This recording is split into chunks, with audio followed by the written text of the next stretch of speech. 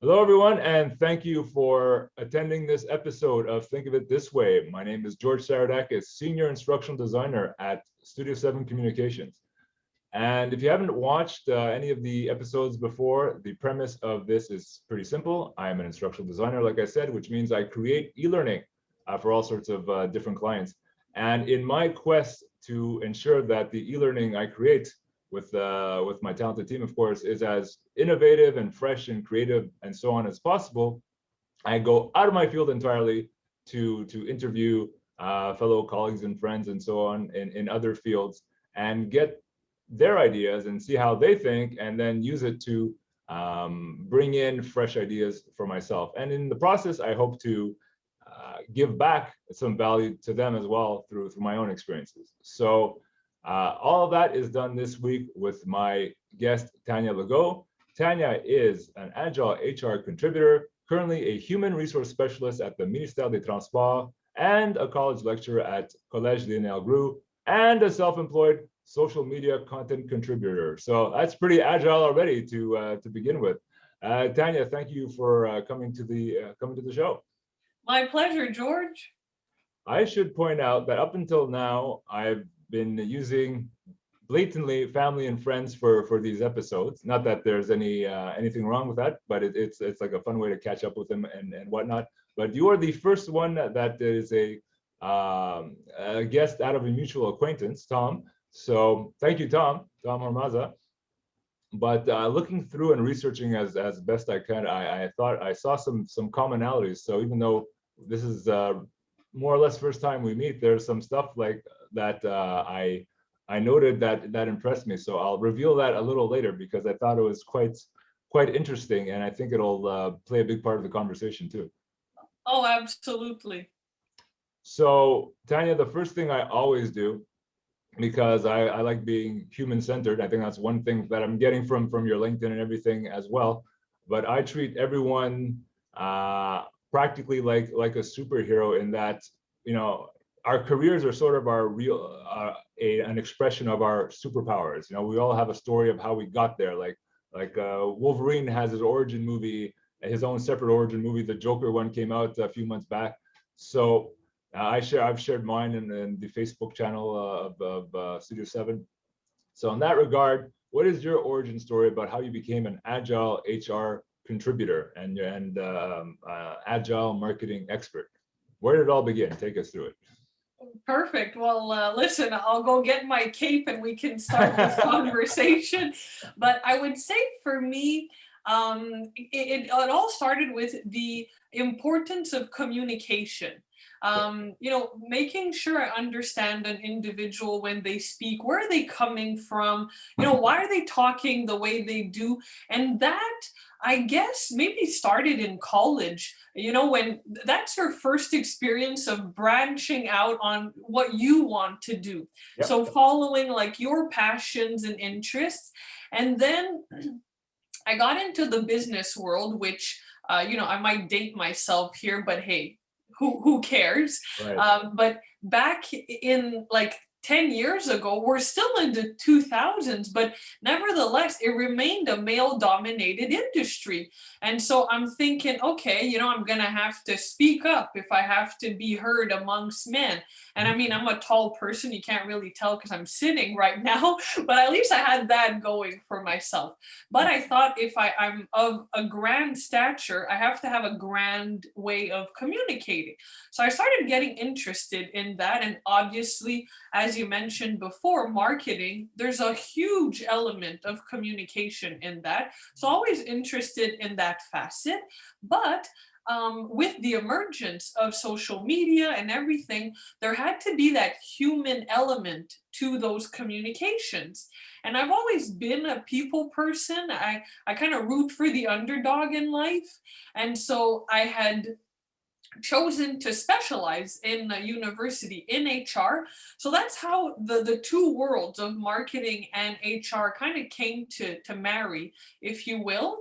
And then through the different experiences, I mean, I worked in operational management, but I always had that tie to human resources because whenever you lead a team, who are you leading? they're individuals. And so you got to tap into those human resources skills.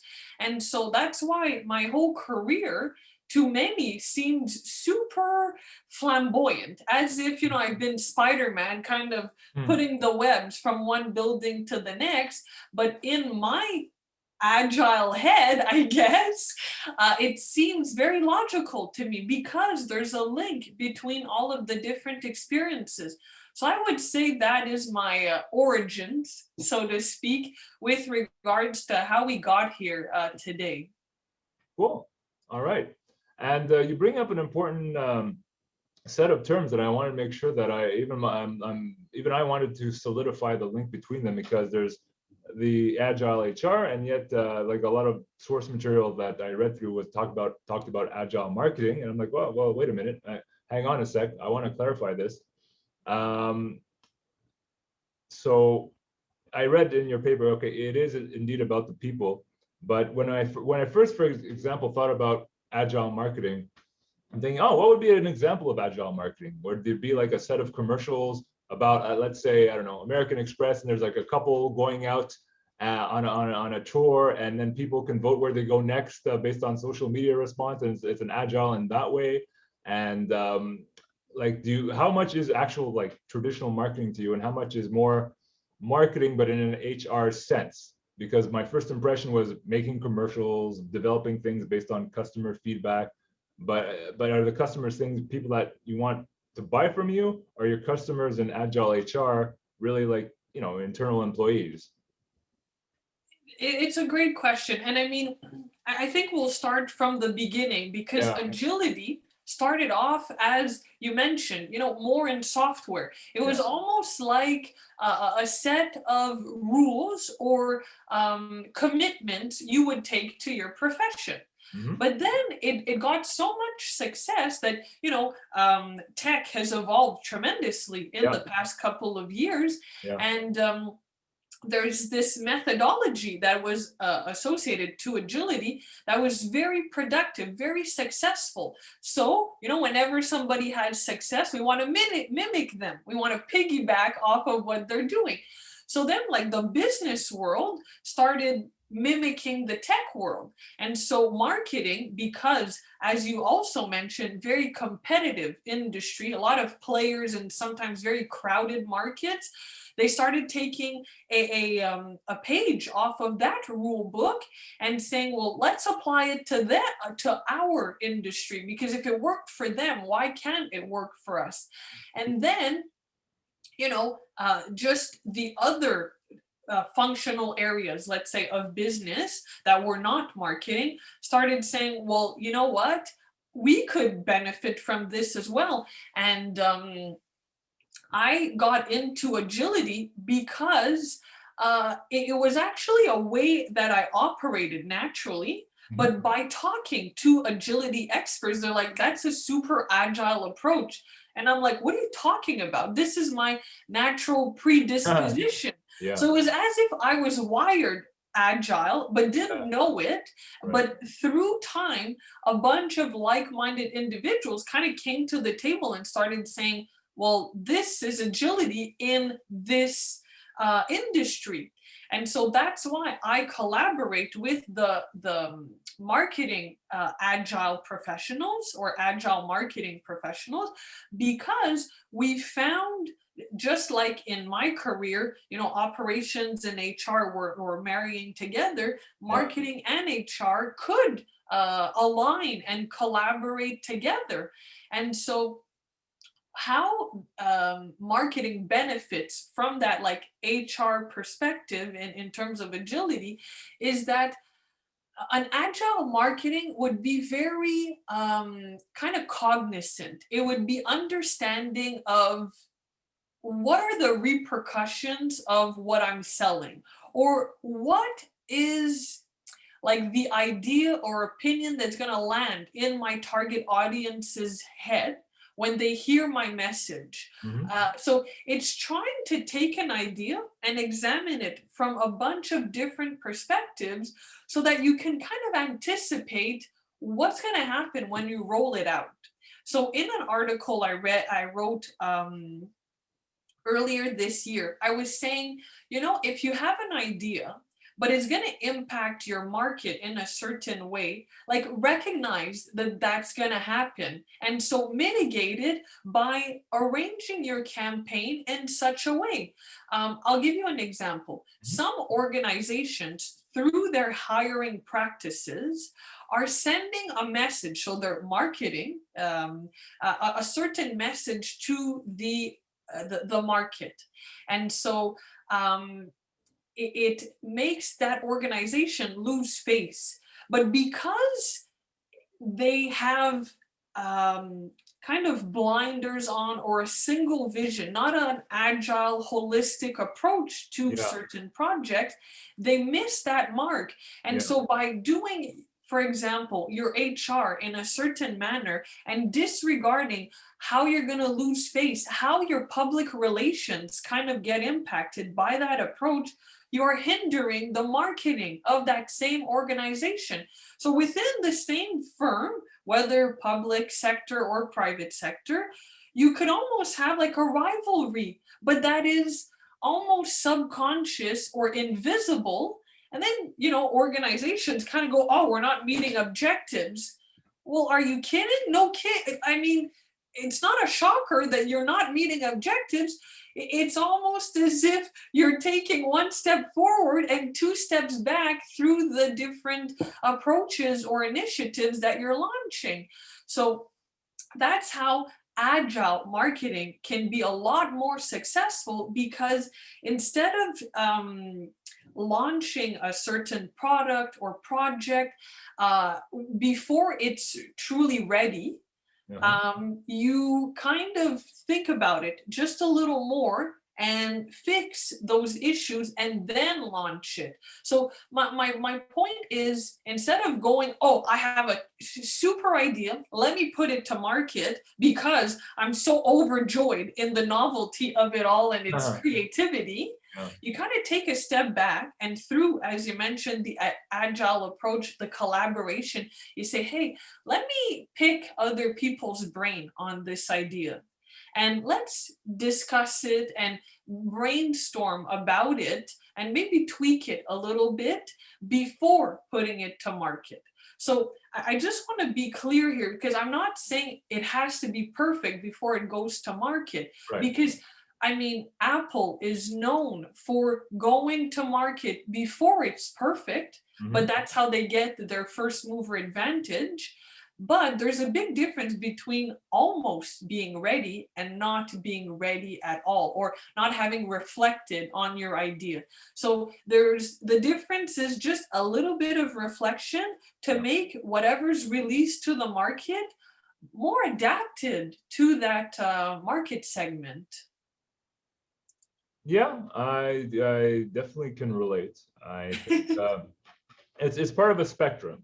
If you hold back and wait for perfection, that'll never happen. If you release it too soon, it's also, you're just releasing garbage basically. So yeah, it definitely goes around in circles to and in different iterations to get the feedback required to strengthen it and get wisdom from it. And it's a paradigm shift from the client provider saying, oh, I have the perfect idea, I love it, it's my baby, to well, the clients love it, will they embrace it like a baby? So you have to develop it and put it in iterations, and frankly, that's what we do as instructional designers. At least, we can be unofficially called agile. I think we use it anyway, but we create custom e-learning. So if someone wants an e-learning on customer service, we're not going to go research a bunch of things and then spit something out 6 weeks later. Here you go. That'll be like, here's the bill and thank you very much, because it doesn't speak to what they want specifically. So we are full of iterations in that there's like phases, and within each phase, there's a constant back and forth conversation with the client. What do you need? Like a needs analysis at the beginning. What is the business need? What problems is this going to solve? How do we turn this into learning objectives? Okay, here's an outline. Is the outline, does that look good for you? No? Okay, let's iterate through that. Okay, now we got the outline down. Then we up the ante. Okay, here's an entire design document that has everything that we want to write. Is that looking good? Just change this and that. Okay, fine. And we go back and we iterate, and we do this for the remaining stages so that we never go astray. And at the end of the day, come up with a product that's facing Vancouver when they wanted something that faced Japan, or actually that's a bad example, right? That faced Europe. So yeah, it's what I'm getting from Agile. It's consistent collaboration, involvement of everyone, and sort of a perfect balance between moving forward and moving cautiously with just enough change that making the change won't be that disruptive, or because in the end those micro disruptions are worth the pain, or worth bearing, because in the end you'll arrive at the most efficient way to get at a product that will satisfy everyone. Absolutely. And, just to add on to what you were talking about with regards to the disruptions, it's that Yeah. if you do disrupt the market, it's also for a good reason. Yeah. Like there's a fiber of well-intention in agility. And one of the principles in the marketing agility, I guess, rule book, we'll call it that. Well, technically the official words are marketing manifesto for Yeah. all those agility practices.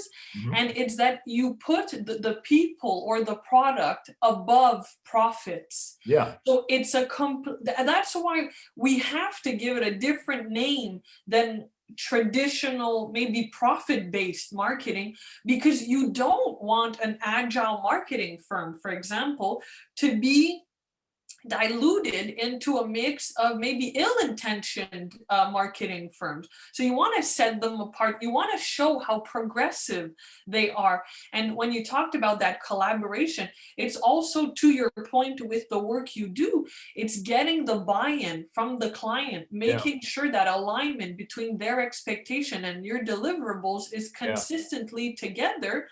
And that's how you avoid the massive disruption at the end, is that you're always tweaking and aligning. And I mean, everyone can say it, and especially an airplane pilot, if you tweak a little bit, a couple degrees every so often, you might end up, as you said, in Europe as opposed to Vancouver, but it's a lot more subtle than if you were to go, oh, we're turning this way. And so that's where the agility also comes in. And because I'm a big HR person, I also like to coin it in, it's a very considerate marketing. So by collaborating, you have those different perceptions. I'll give you an example. If you're doing a product for a young family, the individuals working on it who are single, unattached, don't have kids, it's very hard for them to relate to that product. Nevertheless, they may have very fresh ideas that are applicable. Mhm. But what is going to be beneficial is that they run those ideas to their colleagues and collaborators who have families and have children and have been through that phase of life, and can say, oh yes, this would have been a great improvement. And so that's where it becomes a very enriching process, because it's truly the definition of team. Together, everyone achieves more. Whereas if you work on a project and I work on one, it might be great, but together it could be awesome. Because you get the best of everyone's ideas and everything. So I wanted to rewind a little bit there, because you talked about product over profits, and you're already making me, giving me flashbacks of other episodes. Just 2 episodes ago, my friend Richard Wallace talked about well, he has, his term was spiritual capitalism, very similar to books I read about conscious capitalism, and how to put the people and the intentions and all that, and the greater good above just mere profits. And in chasing the greater good, the profits will come anyway. So I wanted almost a bit of a historical backdrop, not too extensive, but I was wondering if this came about by one person, like a Steve Jobs or Elon Musk figure was talking to their buddies in software development. It's like, hey, wait a minute, why don't we do this in market? Or whether it was more organically discovered by people at the same time. And yeah, and what time frame was that in, and if there has been a big shift or you know, like a light switch type of switch to this, or whether it's still in process. You know, if you give us like the evolution picture a little bit. Absolutely. I mean, I'm no expert on the historical standpoint, but I can say if we go back 10 years ago, Yeah, agility was extremely software. But I yeah, think it started, to your point, a movement. I think people in the tech world, and given that tech, this is the underlying question in Dragon's Den. You know, when a company that maybe sells a product online but is selling a product, they're like, well, are you a tech company or are you a manufacturer? And it's almost comes back to the which came first, the chicken or the egg. And so I have a feeling that these firms that were maybe tech, maybe another industry, started saying, well, you know, I operate in a different industry than software technically. And so, but I really like that agility concept. And yeah, so they started making those waves, and I'll use the terms we were using before, those positive disruptions. And yeah, it created what I consider a movement because, you know, people gravitate towards great things. So if you're seeing a team excel, do super well, and they enjoy themselves through the process, because let's not forget, if you're checking in with your client throughout the process, there's going to be hopefully a lot less conflict than if you were to get the need pitched to you, brainstorm a couple ideas, lock yourself up in your office for weeks on end, and come back after, you know, having labored hours and hours and weeks over this project to, you know, deliver it to the customer or to the client and have them say, no, that's not what I wanted. yeah, This is horrible. Like, I'm out of here. I feel misunderstood. right. And so if you see all these great teams producing extraordinary results and having fun doing it, you want to get on that bandwagon. And so that's why I think it was a very organic process because, like I said, I joined, so to speak, the Agile movement in recent months, I should actually say, not even recent years, but I had known of agility and Agile techniques for over a decade. Mm. And so then when I kind of learned of, hey, you're actually more agile than you think, I'm like floored because I go, well, I didn't get the memo. But so I think it's that organic movement is really what I like to call it, because it's people who weren't necessarily connected but started thinking there has to be a better way, or I'm tired of doing things in this fashion, let's reinvent the wheel. And I believe with current events, you know, that we're experiencing, that has almost expedited of, look, the status quo is unacceptable anymore and we got to make a shift, and those will be very severe disruptions. But if they're disruptions in the positive Yeah, and optimist direction, what's the problem? You know, we're just going to get to where we want to go or where we should end up faster, which is okay. But I think those are all factors that have led us to agile, you name it, in modern day. very good. That evolution. I have, I guess, a two-part question. I'll start off with the organizational level. I think on the both the organizational and the personal level, there might be an inertia. For example, like one of the principles I read up here is customer focused collaboration over silos and hierarchy. Would there not be still some inertia about the silos because people are comfortable with the silos and the silos that work for so many years? And did it take, like, well, the situation that we're in now to finally have the majority of corporations tip over the silos and say, that's it, we're done. We got to do this.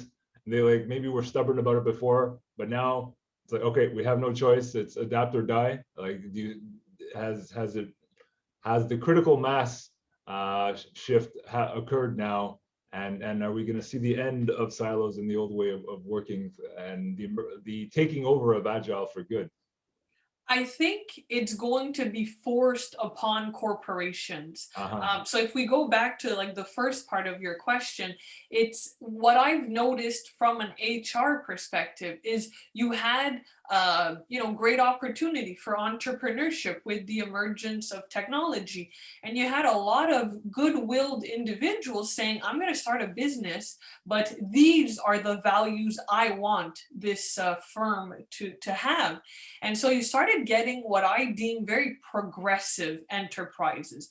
I mean, back in the day, I mean, go back to 1980. I don't know of many companies who offered snacks paid for by the company, foosball tables, and Mhm. maybe hoverboards in the Yeah. workplace, and that type of open concept of, hey, let's have brainstorming rooms where you're right on the walls because they're made of glass and things like that.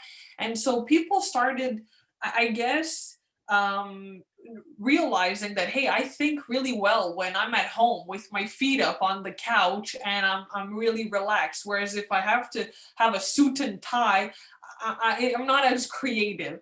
And so all these new coming entrepreneurs started saying, well, I'm going to create a different type of company. And with that entrepreneurship being open to men and women, there was no barrier in terms of your gender. It started having a variety of ideas too, because just at the biological level, women have characteristics that men don't have as strongly, and vice versa. Yeah. And so it brought like this whole new vibe or energy to the entrepreneurship world. And a lot of these companies, a few important IPOs have occurred in the last year, and you're thinking, wow, look at that. Several led by women, others led by minority groups. So there's like a rise in power and force and visibility also. And so that brings me to the second part of your question of, are we done for good? Well, because now that the scale is tipping in the favor of agility, because so many people, maybe like myself, that we didn't know we were agile until we got going and people noticed and said, no, that's very agile of you.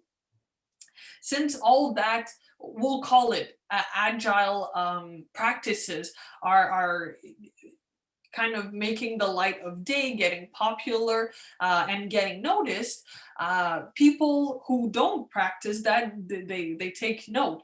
And so it leads us to, they're having tremendous success because people gravitate towards that inclusion and, wow, this is a well thought out product. I love it. I'm going to adopt it, and everyone else is going to adopt it. And so the, let's say, traditional companies who did operate in silos, they're kind of getting left behind. Yeah. And so with the emergence too of globalization, well, not only did you have to adapt to other ways of functioning abroad, but now you were competing also with your neighbors and your comrades domestically.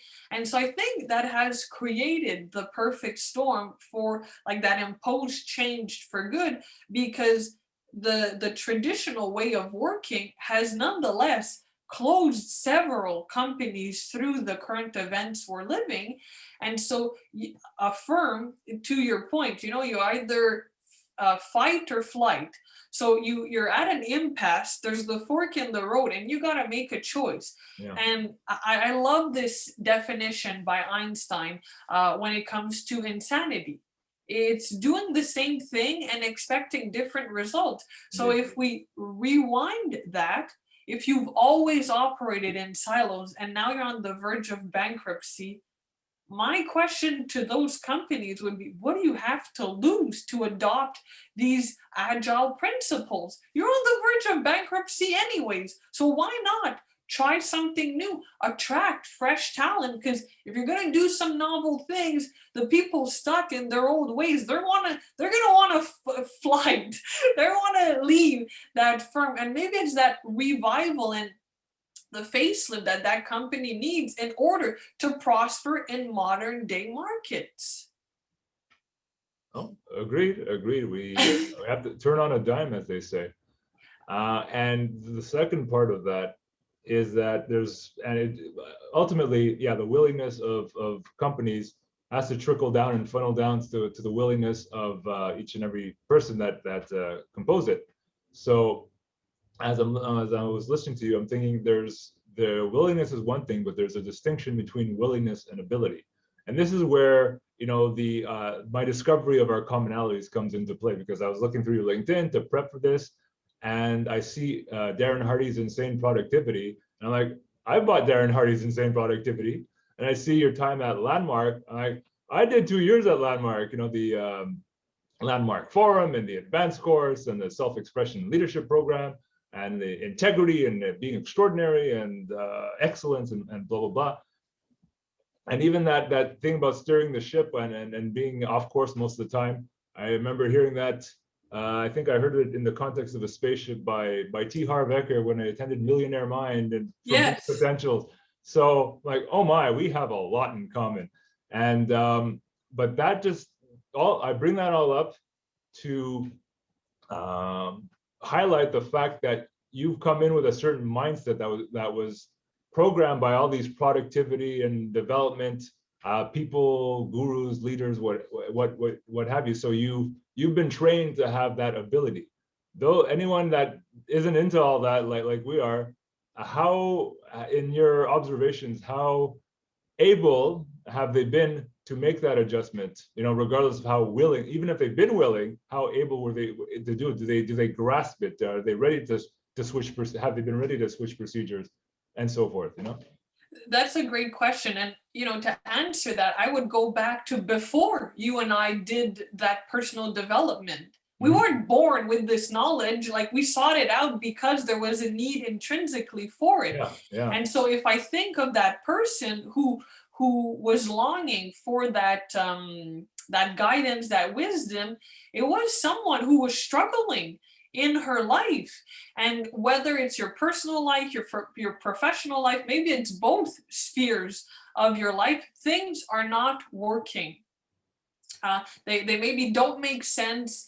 And so I would say an individual who's like living a certain conflict internally, that is going to be almost the catalyst for the change that will occur in their life, because we all have frustration, but the distinction that makes you and I take these courses and sit on those chairs and do the work is that we don't want to suffer anymore. We don't want to live in that conflict. Enough is enough. We feel we deserve better. We are meant for something more. And so that is absolutely a personal choice, but I have to believe in human nature that a lot of people are going to say, no, I am better than this. I am going to get myself out. I don't know how, because we all don't know, or else we would already be there. But that's where the mindset shifts in saying, I will tolerate this no longer. And I'll release this quote of Darren Hardy, since you know him as well. You know, he's very famous for saying, you get in life what you tolerate. And so if you tolerate pessimism, unfulfilling life, again, at work or at home, well, you're going to stay in that rut. But if you say, no more, and I think current events has almost forced that on people, because we had no choice to kind of do that self-reflection. We were kind of, I mean, not confined per se. I don't like using the term. There's been too much of that going on, but we were kind of, people were saying life has been put on pause here. So if you're not moving around, you're kind of gonna look, oh, well, look at these tired hands. Look at this tired face. This smile, it's not emerging as much. And so, where's that joie de vivre? Mhm. And so, I think with all of that, people are like, look, we just, experienced something incredible. I'm going to live my best life ever now. And obviously, a lot of resources and tools have emerged to support individuals. But that's where I think the fire needs to lit up in a person's life is you got to make that choice for yourself of, am I going to continue on this unfulfilling path? Or am I going to take another one, maybe a path less traveled, perhaps, um, and see if that brings me more joy and fulfillment? So that's how I think the shift will occur in individuals who aren't where you and I are. I gotta think that there's that little voice inside of them saying you're meant for more or for better, or that dream you've always had. Now's the time to do it. I think again, I'll just close on this: is that the technology is making a bunch of dreams and ambitions so much more accessible. So you want to write? Be a self-published author. You want to be an investment banker? There's apps for that. I mean, you want to be a baker? Do some live cooking.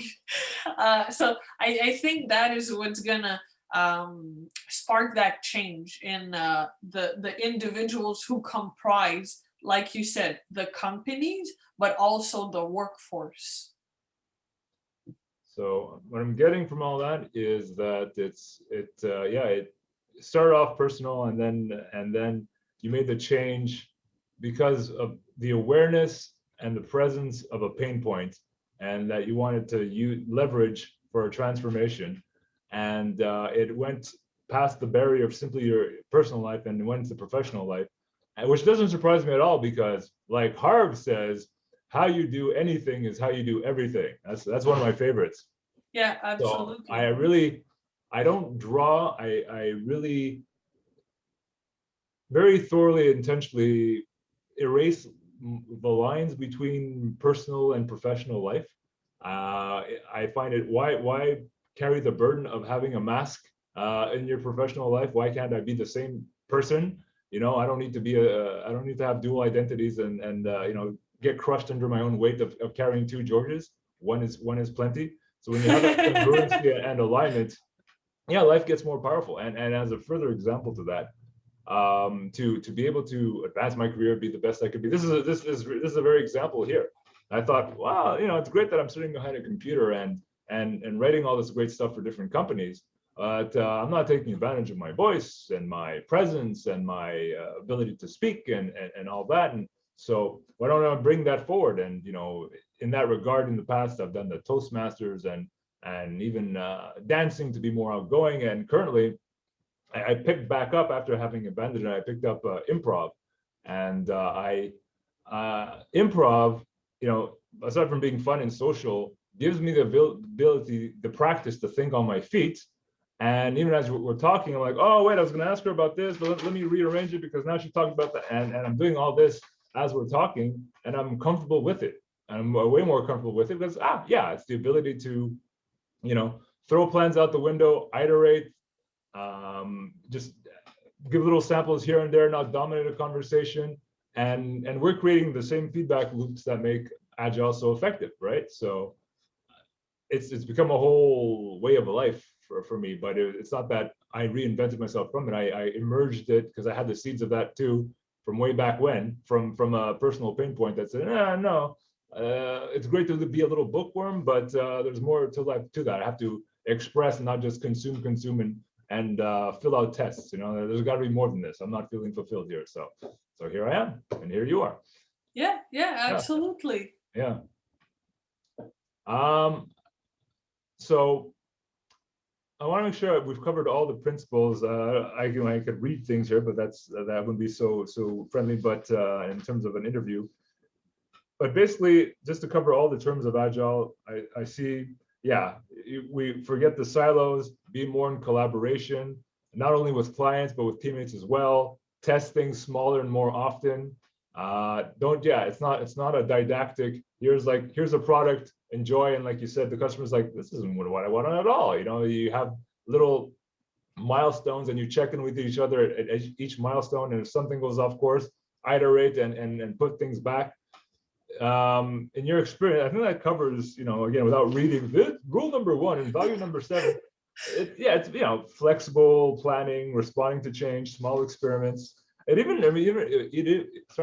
reminds me of calculus. I don't know if you ever did basic calculus in commerce, but they say, like, when you have the area under a curve, you can take rectangles to approximate the area, but if you put thinner rectangles, you'll get a more accurate answer of what the area is.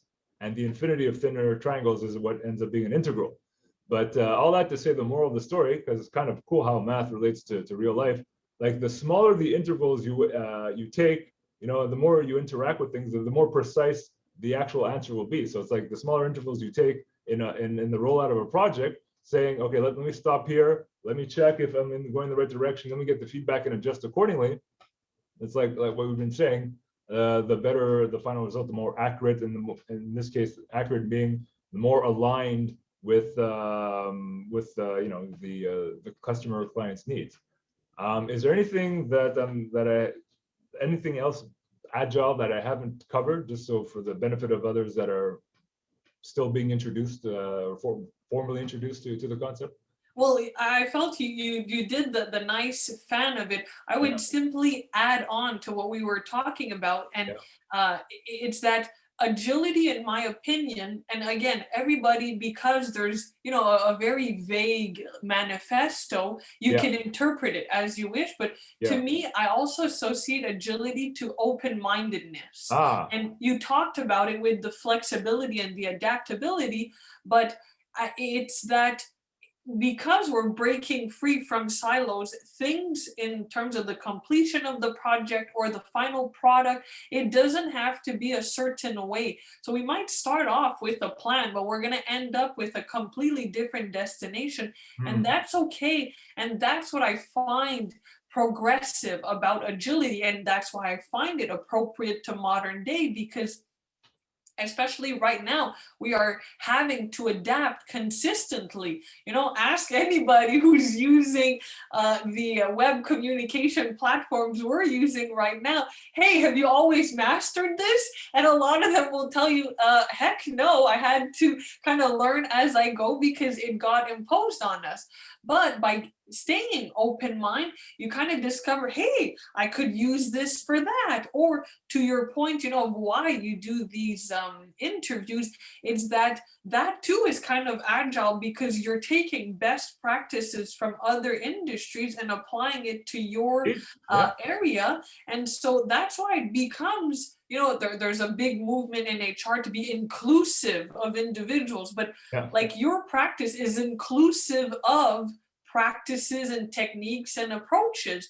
And so that's where I think the world is coming for full circle, pardon me, and more holistic, because we're noticing that it all is interconnected. And so that's where I think too, like if I bring it back to agility, if we go back to its roots, the software engineers, contributors who were working on this, they might have been the end user who were benefiting from that product or that software. And so that's where I think for somebody, if we want to put it in really layman term, it's putting those two hats on, but when they're working. So they put the hat on of, I'm a software developer, I'm a software engineer, I'm working on this, but wait a second, let me put my consumer hat on while I'm still in the office and see, would I like this feature? Would this product be helpful for me? I mean, I'll just quote the Evernote president, or founder rather. He was saying, look, if there's no value to what you're going to do and you wouldn't use this yourself, why even bother launching and putting time and effort into this initiative? And that's where it's also agile, because you would be going against your own value. I'm gonna work my buns off on something I don't even believe in. It's kind of frivolous, Yeah. because we only have one life to live. And you were quoting some rap music. I'm not trying to quote some daytime soap operas here, but I'm just saying that we want to, as we were discussing earlier, have a fulfilling life. Like a lot of people are starting to see, I was put on this earth for a reason. I want to fulfill that potential, or I want to discover what that reason is. And so doing these different tactics get them closer to that eternal question. Yeah. Very good. Yeah. So yeah, openness of mind, even with a destination, that is interesting. I think it you still have to establish some sort of destination, but I guess there could be a new discovery of how the intention will be filled. I'm just thinking sometimes if you have a certain KPI, then Yeah. I don't know how much flexibility or agility you'll have to stray from it. But if it's more of a less of a tangible thing and more of like we want people to feel included, then as long as they get that feeling, that vibe, at the risk of sounding more vague and esoteric, then it'll be mission accomplished. Absolutely. And I'm trying to think as well for the audience here, of a tangible example. But if we take like your line of work, for example, and you had the destination would be the users have to comprehend. I'll give a very basic example: accounting. Okay, well, for sure, you're not going to do graphic design excerpts in the model that you're going to build for that client, but um, certain mathematical equations, would they help the person understand the accounting? Would a little excerpt of people shopping, having a transaction, help that concept go through? Like, that's where the expansion, and yeah, we're still getting to the destination of accounting, but we've tied in different concepts from mathematics, maybe from retail, in order to prove our accounting goal, for example. Yeah, the tie-ins are very important. I mean, in instructional design, it's often called, well, in a way, it's also, I guess, due to flexible thinking and so forth. But I was thinking of the term scaffolding, where you're building one concept on top of the other. And in the beginning, I like using metaphors from other things to explain something in a certain field. So, like for instance, now let's do that for now, but to draw the parallels between Agile and all these fields. So, Agile product development or e-learning development, like I said, company X wants to talk about customer service in their specific problem, specific domain or company, and not just some generic off-the-shelf thing. So again, tell us what you need, give us some content, let me rearrange it. Here's an outline. Do you like it? Let's iterate it. Great. Do you like the design doc? Okay, let's go further. Let's make a storyboard. Do you like that? And on and on till at the end of the day, we have the e-learning about customer service at company X. So agile marketing, again, I threw that out there like, oh, maybe there's a company, American Express, who wants to make interactive commercials where they send a couple and it's like, through social media, tell us what situations you want to see next. This couple lose the credit card at a restaurant or something. Well, and how can American Express help them with that, or they lost it, whatever. So I'm thinking, would that be an example, just off the top of my head, an example of agile marketing, like an interactive thing with customers to make sure the provider gives them what they want to see? It absolutely could, because you're filling that customer's need. The Yeah. other way it could also be agile is if we're picking on American Express, but if they go back through the call logs, what are the phone calls you get most often? Yeah. Is it, oh, I want to add my spouse on my card? Is it, I got it lost? Is it, what's my limit? Whatever the case may be. And so you don't even need to do market research, because you already have the data on that. And then filling that void before it becomes a huge issue. Like sometimes agility might just be getting rid of those irritants that bug your customer, but the fact that you fix them communicates to them that, hey, we thought of this for you. We had consideration for those little frustration you have and that are not the end of the world, but through that betterment, we have improved your quality of life, your user experience. Like that's another term that comes out so often now in marketing. Yes. User experience. Have you legitimately put yourself in your customer's shoes to see, for example, web design? This is in my opinion, the best way to illustrate agile principles. If I don't know your website, I get on there. Is it easy for me to navigate the screen? Can I find what I'm looking for? And ever since, like I said, I'm very keen on communication while getting into agility. Now that grinds my gears. If I go on a website and it's completely disorganized, it's not user friendly, Yeah. I almost feel compelled to write to them and say, Huh. excuse me, do you have a user experience? Because this is not it's not making it fun for me to do business with you. And it might not be fun. Maybe it's ease of use. And that's where agile marketing can come in, because if you're losing customers, well, have you thought of their user experience? Like if you make it more pleasant to do business with you, I would have no reason to go and see your competitor. But if you don't make it memorable or fun or agreeable, why am I going to break my head, figure out Yeah. your website when you're supposed to be serving me, like, in so to speak? So that's where all this agility can kind of come into play, and a company can adopt agile practices. Okay. I'm going to try to complete the trifecta with your help. So we're going to be agile about it because I want to do justice to your specific niche here about agile HR. So the best of my ability right now is that three interviews ago, I talked to my friend Rishma, who is now a diversity, equity, and inclusion consultant. So basically, if HR wants to promote that and instill that, you know, and as I was talking to my friend Rishma about it, they could, for instance, say, create an e-learning, a video. We at, Widget and Company now want everyone to accept everyone of every race, creed, and color and orientation and degree of ableness, wheelchair and all that. And and Rishma quite said, frankly, yeah, that could be flat out, that could fall on its face because it could be just construed as tokenism. Oh yeah, let's put ethnicity X in the video and say, yeah, we're inclusive now, and it couldn't have, it could completely backfire or flop.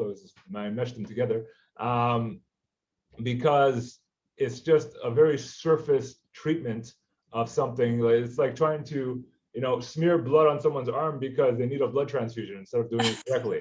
So could you give me the more precise mechanics on how agile HR would work? Maybe they would try a video by the president and people would say, yes, so what? It's just talk.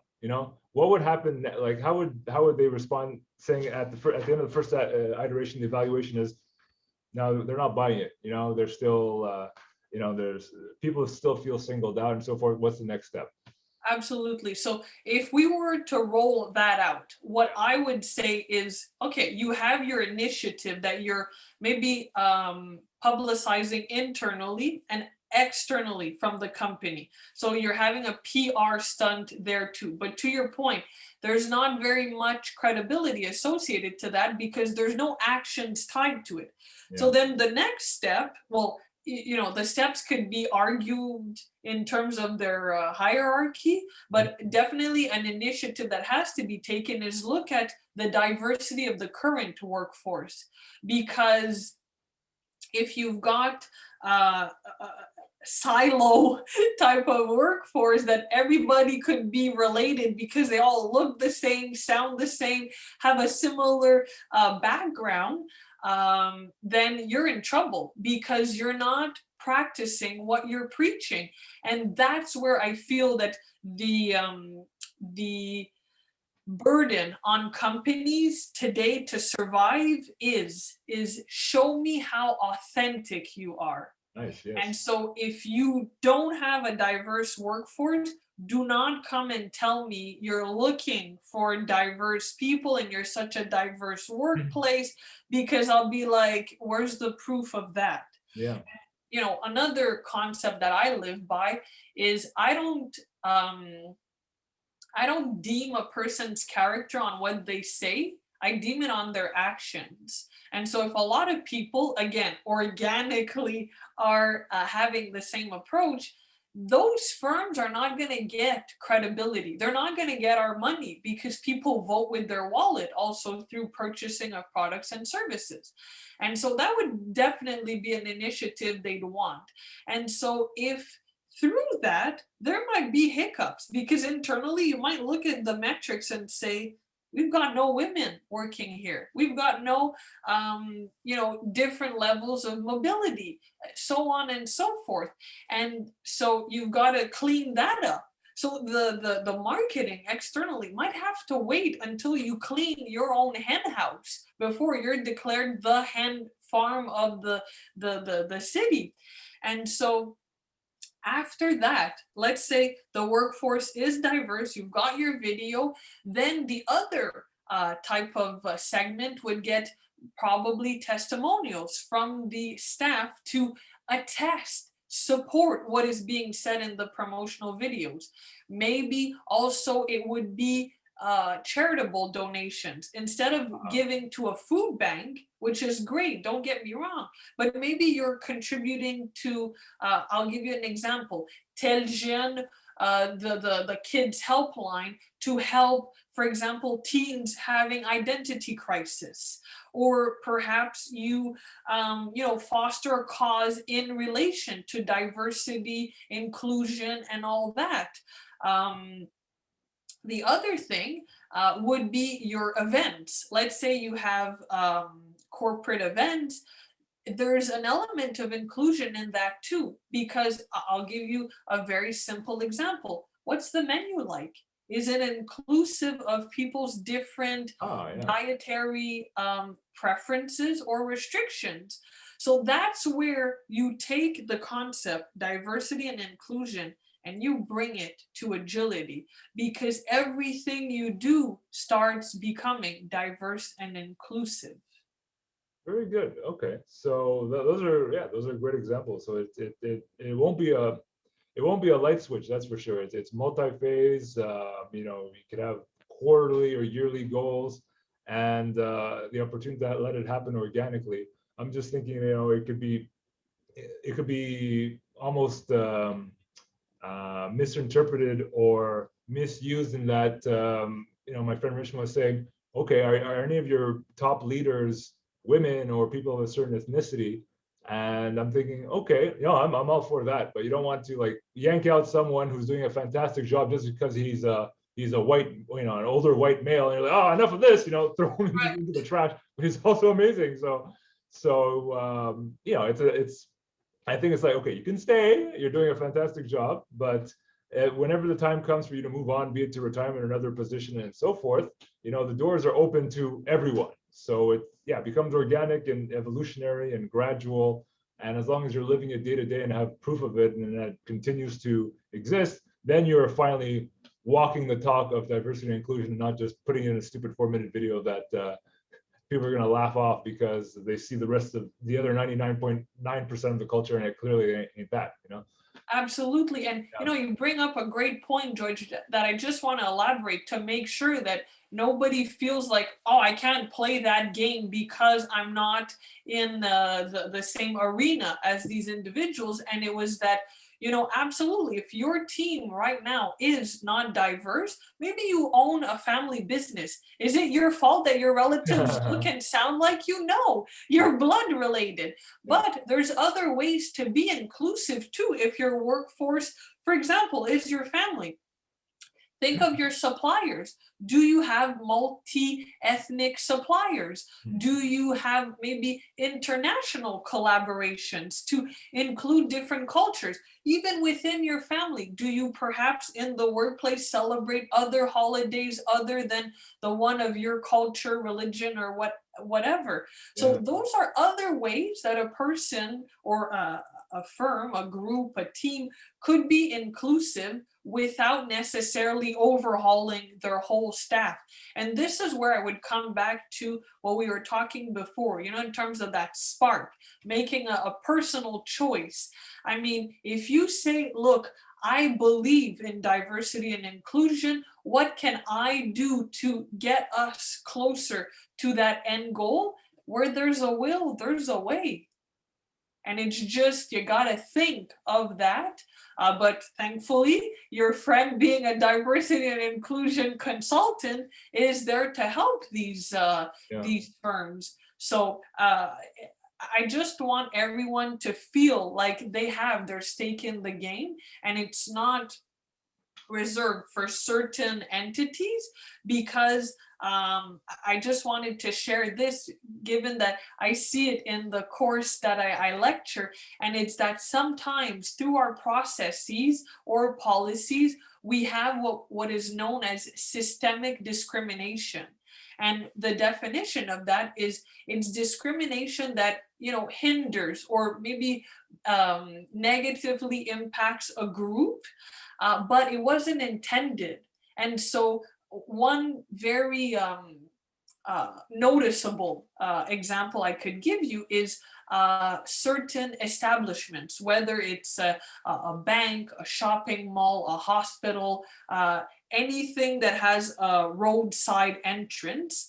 I learned that the sidewalk, sometimes you'll notice that some have ramps in order to get to that establishment, and others have just one walkway that is universally accessible, they call it. So whether you are in a wheelchair or on foot, you can enter through the same door. And that is a nuance in terms of diversity and inclusion, because I've come to know by interacting with groups of disabilities that if you have a ramp and then you have a staircase, that creates the discrimination, because there's a distinction and a separation that, depending on your mode of transportation, let's call it that way, you're taking one of the two exits. It's not one exit, one entrance or one exit for all. So that too, for a firm, could be, hey,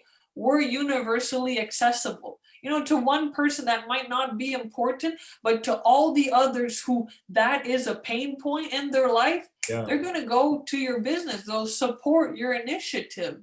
So that's where, sometimes you don't have to look very far, but you have to just get the input from others, because the systemic discrimination, there's unfortunately no cure for it. Like, there's no way to avoid it, but the way to eliminate it is when you do get aware of it, you address it as opposed to sweep it under the rug. Oh, very good. And this is the philosophy is so far reaching. It's quite eye opening, even more than I originally thought. So that said, I want to make sure that there's no downfalls, or people avoid any downfalls to it. I'm thinking specifically about how do you protect it with the right boundaries.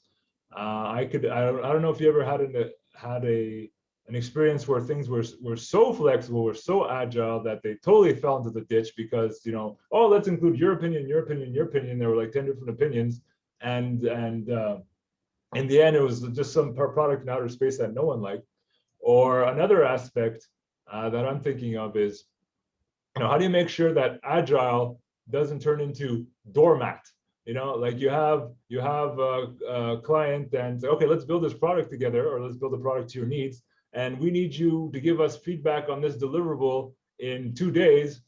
and they take 5 days, which leaves you with 1 day instead of 4 days to finish it. And how do you avoid them saying, "Oh, well, you're agile. Can't you just finish it in 1 day?" You want to make sure that, yeah, you don't get walked all over just because you're agile. There's still boundaries to put, and there's still accountability to impose. So I don't know if you had direct experiences of, oops, agile gone astray, and you having to like whip it back into shape.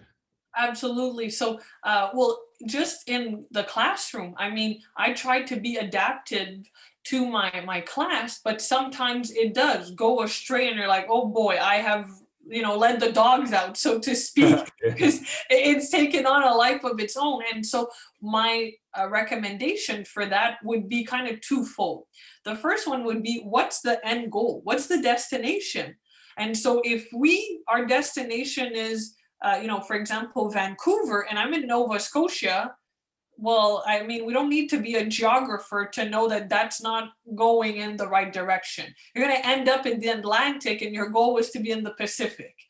So that would be the guiding light of, do we do this or do we not? Now, with regards to being a doormat, I would say my second recommendation would be integrity. If the person, as you were saying, gives you a day to finish your end of the project because they overlapped on the time they spent on it, that's not fair to you. And that's where I would put my foot down and come back to authenticity and say, listen, here are the facts. Now, we had agreed on this timeline. It has overlapped due to no fault of our own. So don't impose your urgency on me, who has respected the timeline. And so what are we going to do to adjust the current situation? Are we cutting on certain, if it's a deliverable, are we cutting back on some of the features, or are we honoring our features but extending the deadline through mutual agreement? Because you don't want them to be like, well, I never agreed to that.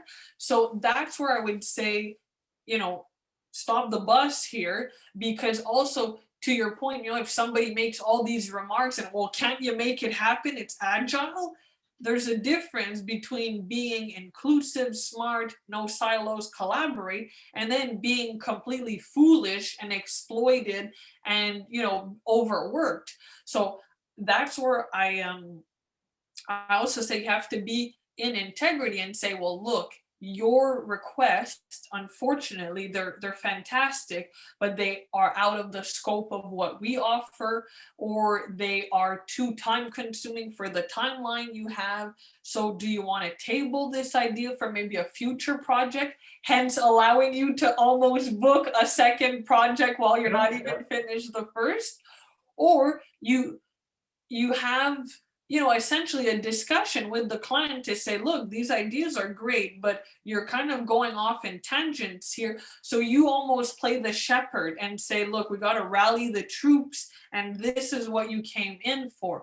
So and I think that's why we call it agility also, because it takes a lot of skill to maneuver that functioning, because you don't want to be harsh, but you also want to be honor the client's end goal. Because the thing is, we get so caught up in being in the weeds that we lose the big picture. So that's where you become agile and saying, look, I can operate at the micro and macro levels.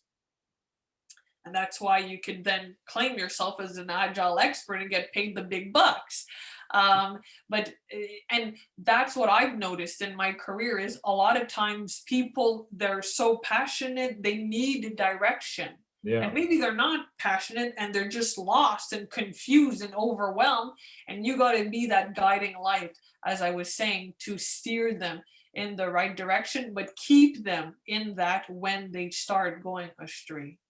So it's there's flexibility, but it's a flexible, there's still structure, and it's a flexible structure. There's one of these principles, or there was a nice item in your resources where there's there's an arrow that's going straight, like straight to the right, and then there's an arrow that's wobbling a little bit, but still going to the right. So there's a bandwidth to play with, but it's not squiggling around in all sorts of different directions. So you still have to lay down the law and say, okay, we can play around, but at the end of the day, there's still some higher and upper and lower bounds that we have to play within, so that we don't get completely lost just because it's agile and Exactly. and use that as an excuse to indulge and slip into chaos, basically. Totally. I mean, another way we could simply put it is a square and a rectangle. They both have four sides, but they look different.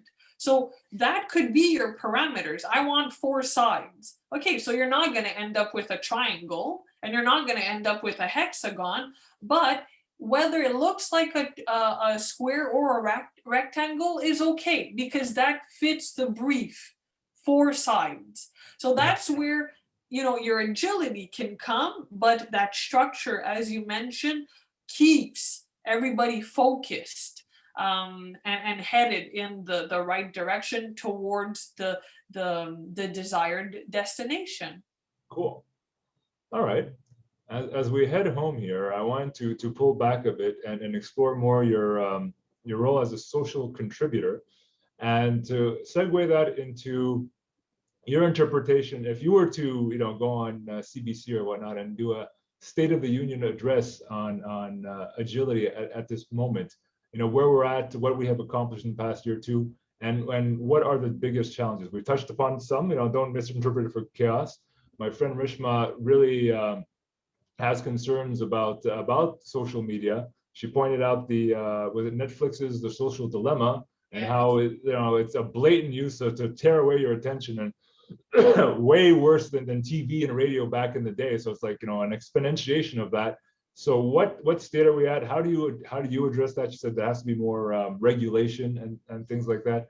So yeah, basically, where are we with agility now? What are the big pitfalls to avoid, and where can we take it next?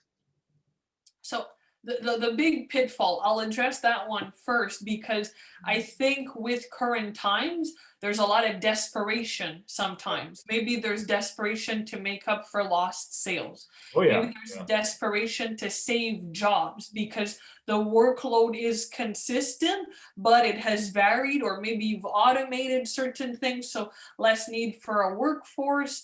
And so there's that sentiment. And my thing is, anything based on emotion is going to lead to hardships, like negative outcome.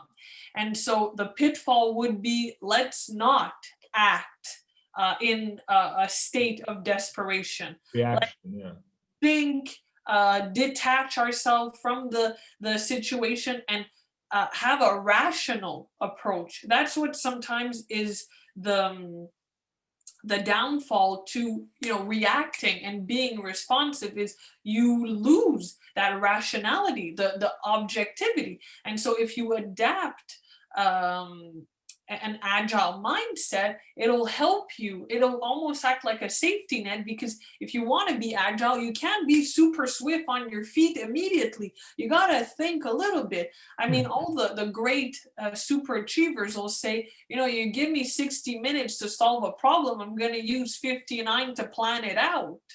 And so that's kind of my recommendation to people, is don't act out of that desperation, or I'm choosing that emotion, but it could be another one.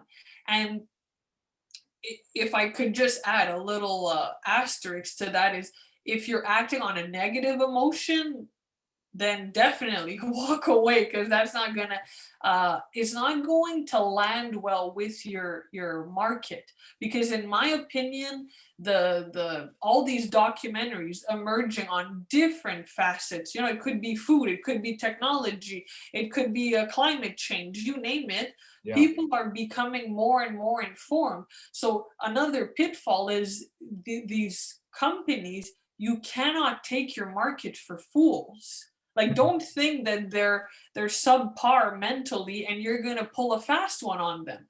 Those days are over. People are informed, aware consumers, and they will make a choice consciously. So it's not like some people might still buy on impulse and whatnot, but I think a lot more because of times being maybe tougher on their wallet as well, they're going to think twice before dishing out those funds.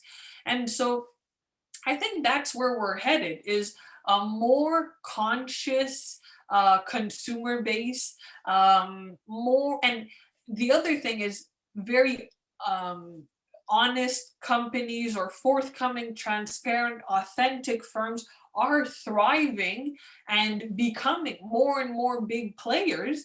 And so you got to say, hey, if they're the future, you got to choose if you're going to follow them or resist. But often we've seen it. If the big company is going to start a wave, it's going to bring you whether you like it or not. So Yeah. why not embark on it? In terms of regulation, absolutely. If there were some rules in place that would, in the social dilemma, they talk about the marketing to children on social media platforms. It's unregulated, whereas through traditional marketing, it was television, publications, that type of thing. Nevertheless, I do have faith in human nature that we're just not going to stand for BS marketing campaigns, products, etc. I was renovating a part of my home this winter, and I was installing a doorknob. And there was a little feature that made the doorknob assembly so much easier. But nowhere in the instructions was that said. And I got so frustrated because I'm like, you guys know the manufacturer, they built the doorknob. They know that, hey, if you unscrew this, it comes apart and it's a lot easier to handle. But you don't communicate that to me. So I'm like, man, I waste my time. I get upset at this company going like, why weren't you more transparent, more forthcoming? And so I think people's tolerance is gonna like really shorten it. We don't take that, fill in the adjective you want, Yeah, yeah. and we demand more. So there's gonna be a raised expectation, and if it's not met domestically, companies abroad are going to take pleasure in filling that need because it helps them develop their organization and their country. And so I do believe that the progressive is going to become the mainstream. Yeah. I don't know what time frame we're looking at. Like I said, I believe current events have expedited that, but it might readjust after this sense of normalcy comes back in, because it's the two sides of the coin. Some firms might be bleeding for revenue, and so they might be a bit cutthroat and ruthless. But if the consumer stays true to their values and votes with their wallet, I think it'll keep the balance in favor of agility and phase out uninclusive, unagile companies. Oh, very good. All right. That pretty much brings us to the end, Tanya. Thank you so much. So before I part, I always give people the opportunity to share if there's anything that, contact information, websites and so forth. Is there anything you want to share with us for people who want to learn more? Well, certainly, since I do, as I mentioned, said I have a quite diverse background. People are more than welcome to reach out to me on LinkedIn. If we have some points in common, it'll be my pleasure to interact with them. It's also the main source of information for all the social media contributions that I make. So as opposed to plugging the different links, we'll give them one destination, and Okay. that will allow them to stay on top of my developments or projects. So they can find me at Tanya, Tanya, Legault, Legault, and it'll be my pleasure to interact with them. Perfect. Thank you so much. On my end, the usual spiel, how YouTubers always say like and subscribe and leave your comments and thumbs up and all that. So please do all that, or any part of it that you wish. Any requests, any feedback, suggestions, even if you want to appear yourself, I'm open to everything. That's the whole fun of having a podcast about learning anything, because you can talk to anyone and learn something no matter what. So that's it for me. That's it for Tanya. Tanya, once again, thank you very much for appearing this week. Thank you for having me. And thank you out there for watching. That's it for this week. Have a great afternoon or whenever you're watching this, and we'll see you next time. Ciao.